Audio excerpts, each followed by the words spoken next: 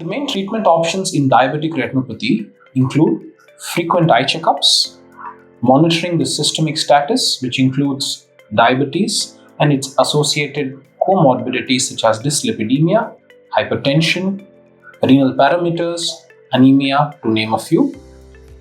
Lasers in the form of pan-retinal photocoagulation or focal grid lasers, which help control different manifestations of diabetic retinopathy.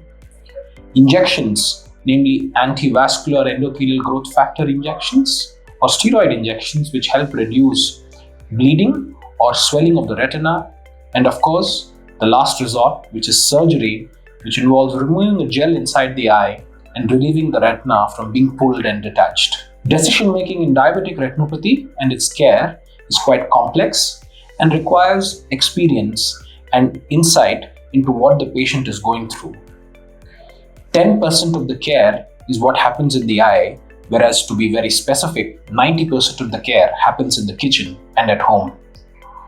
Frequent exercise, maintaining a well-balanced diet, taking your medications on time, frequent blood work constitute a big chunk of treatment, as metabolic control normally results in good visual outcomes in diabetic retinopathy. The rest of the decision making is using imaging and clinical findings which help maintain vision and prevent it from slipping rather than improving vision in most severe cases.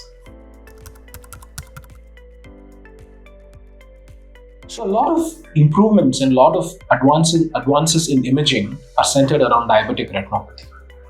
On one side, we have imaging advances like optical coherence tomography angiography.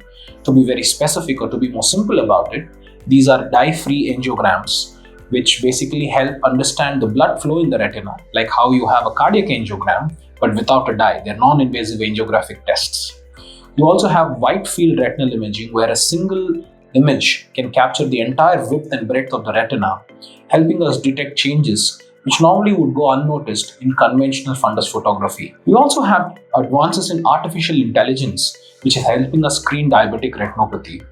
And coincidentally, diabetic retinopathy is the most researched disease with respect to AI in healthcare.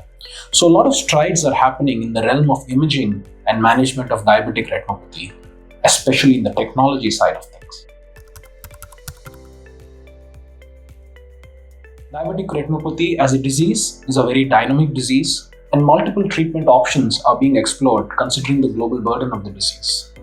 Newer antivascular endothelial growth factor agents or anti-VEGF agents, use of gene therapy to permanently change the retina susceptibility to diabetic retinopathy, photobiomodulation, and certain light therapy related pilots are in the process, while existing treatments are able to comprehensively manage diabetic retinopathy.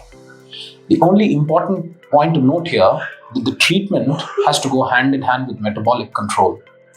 If metabolic control is not achieved, none of the advances in treatment are found to be successful. This has been proven over the decades with diabetic retinopathy. We look forward to all the advances in diabetic retinopathy and leading India to a brighter tomorrow which is free from diabetic retinopathy.